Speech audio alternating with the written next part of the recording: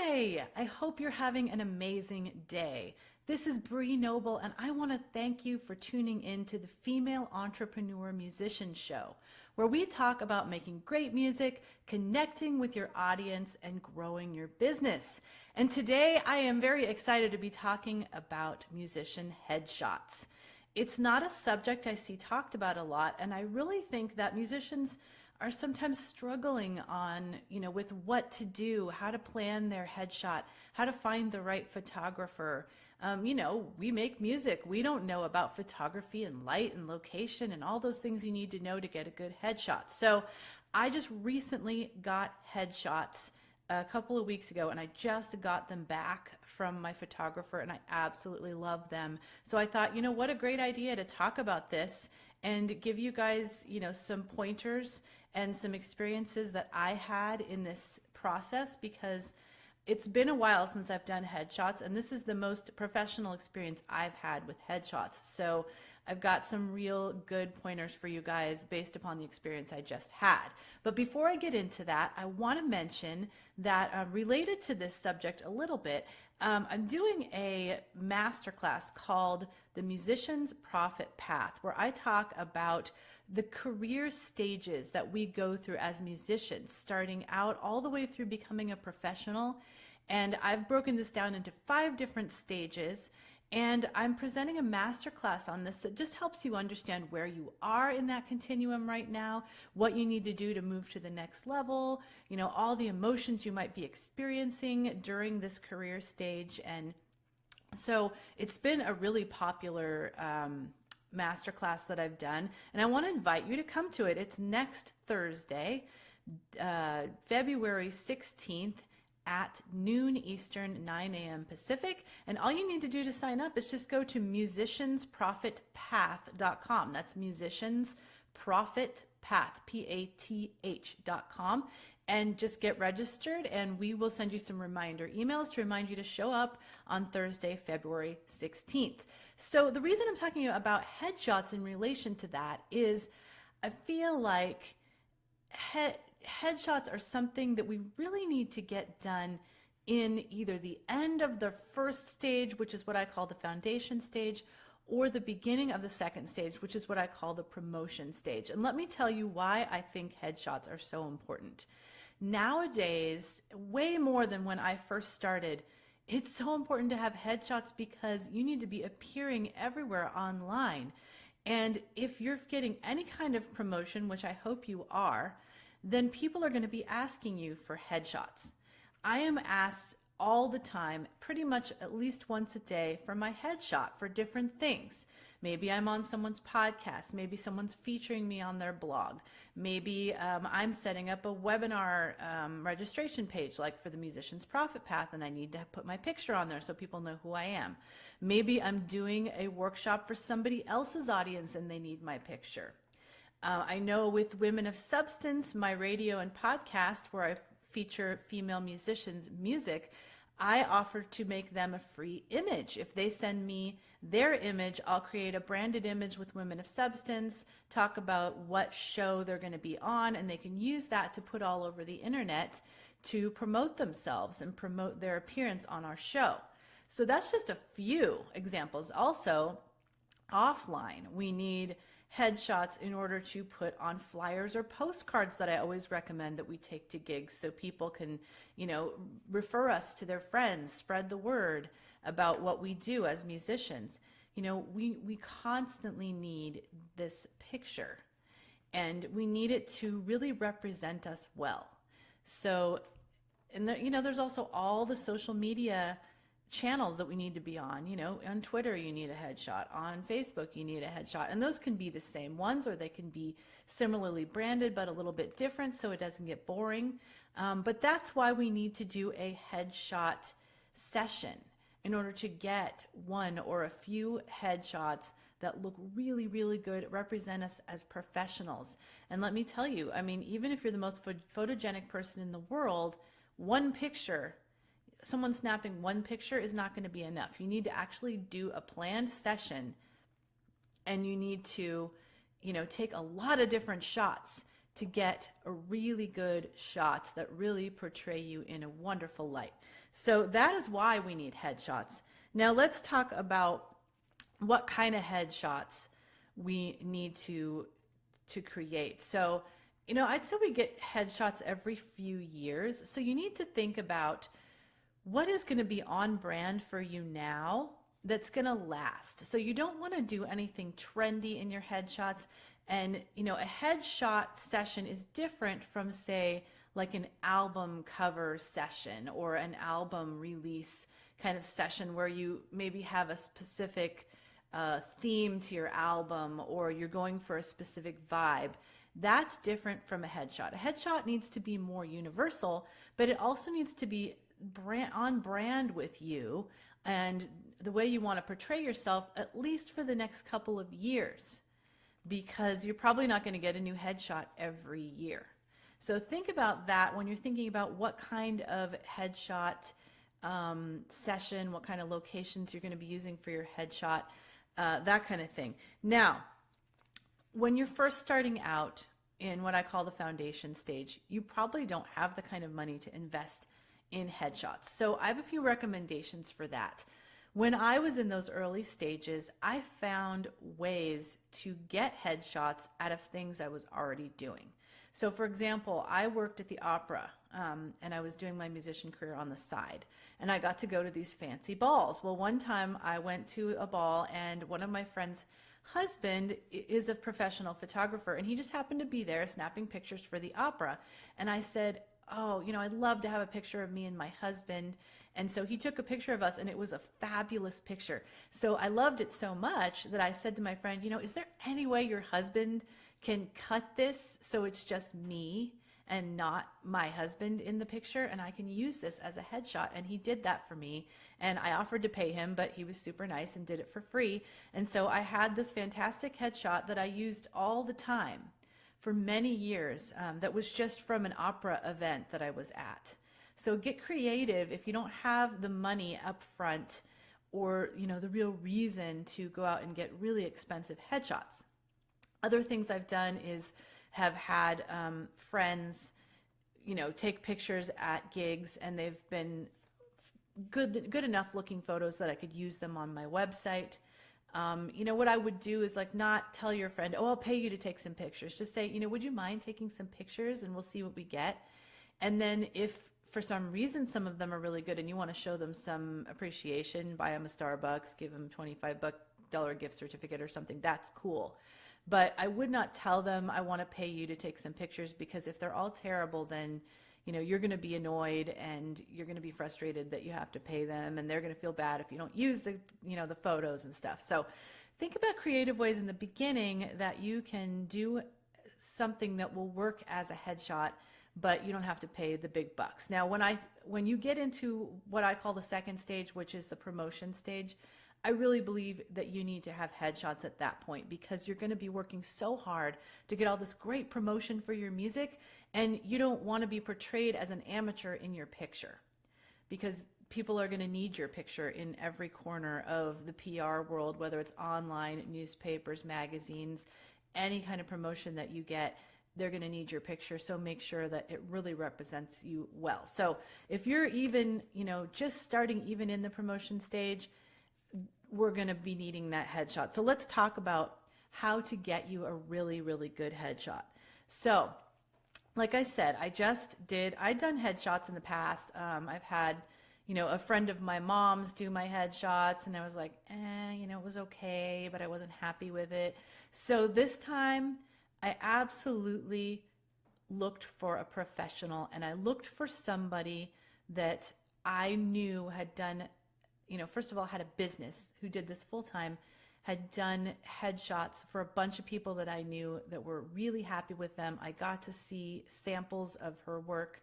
I've seen samples of her work on other people's pages online, so I knew that it was good. Those are the kind of people that you want to think about investing in, because you are going to have to lay down a chunk of change for a good headshot, but is all going to be worth it. I was just asking, some of my students about this, and one of them said, I think I've made, I spent $700 or something on my headshot, overall. And it was so good. It came out so good. And I think I've made that back 4 times over because of the professional gigs I was able to get from that headshot, and just the way that I was portrayed in PR pieces because it was such a good headshot. So you got to think about it that way, as an investment.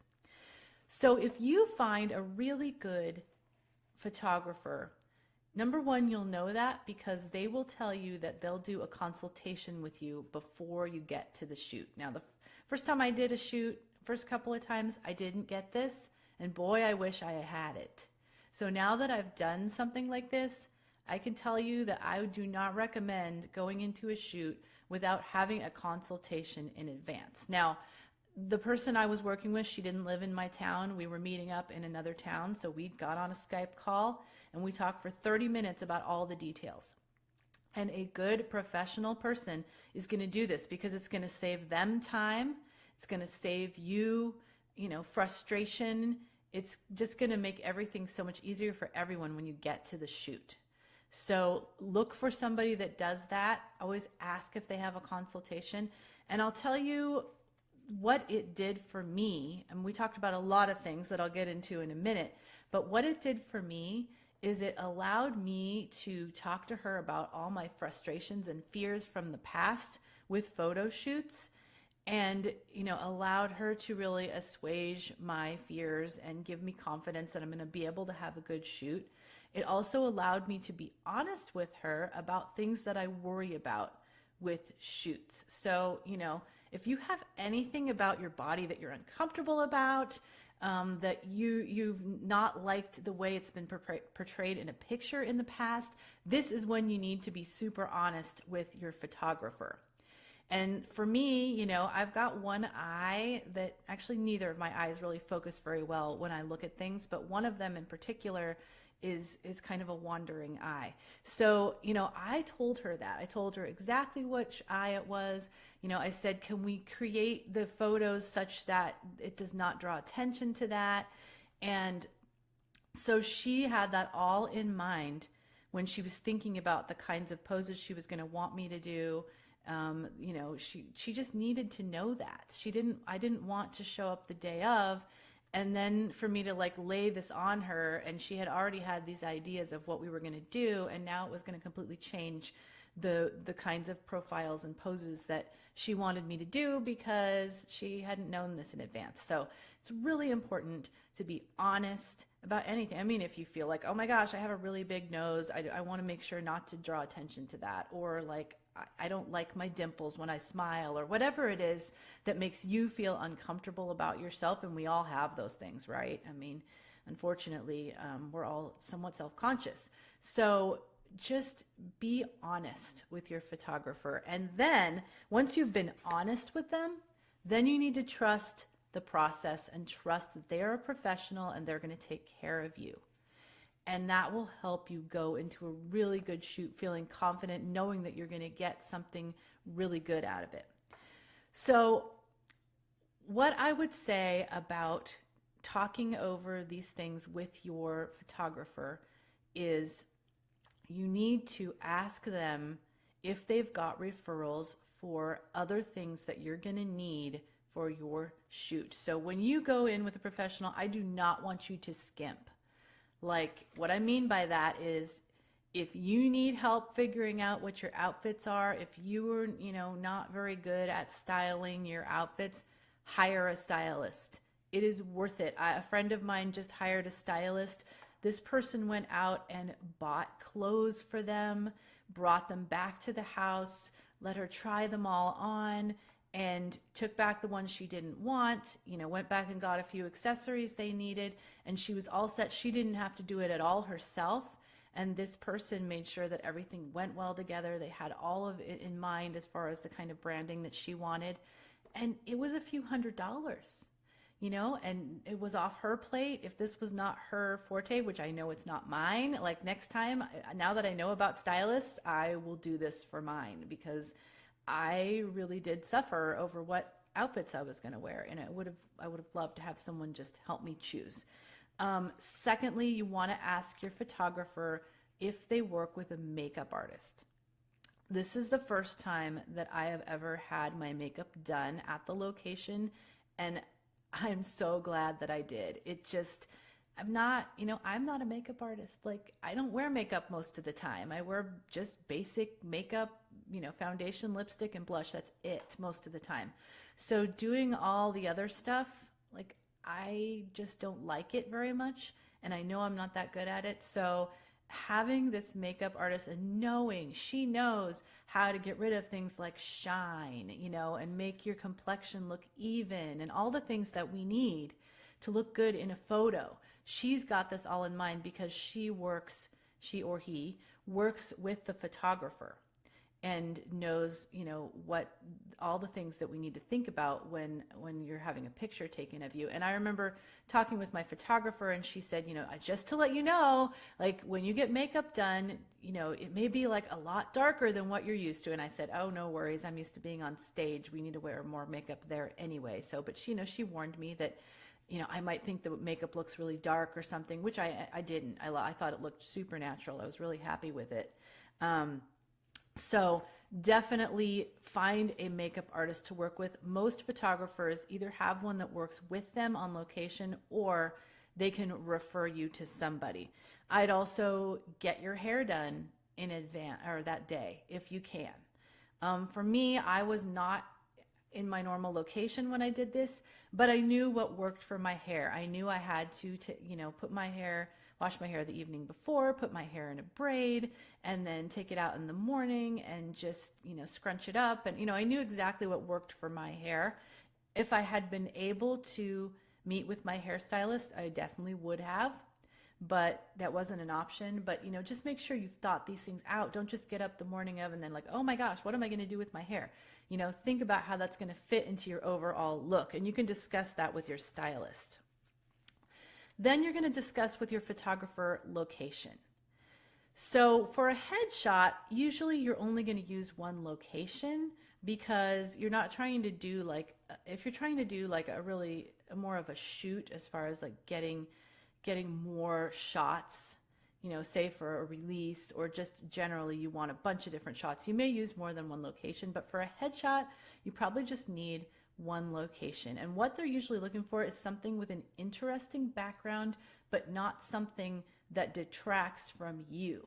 So, in the past, I've had my daughter take headshots for me when we were in Yosemite, and I've actually used those many times, but they're not my favorite because the beauty of the background detracts. It's distracting.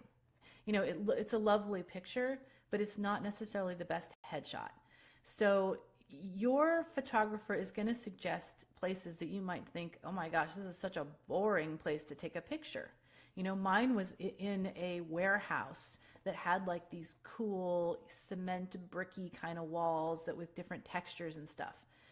And I was like, when I saw it, I'm like, really? This is where we're taking the picture? But she chose that because, number one, it had great light. Number two, it had interesting background, but not distracting. So trust the photographer that they know what the background should look like. And, don't think that the more interesting the background, the better. That's usually not the case. So then your photographer, and you probably won't even discuss this because she or he is the master of this, and that's lighting. Your photographer is going to pick a place that has really good lighting for, what the kind of picture she's going to want to take of you.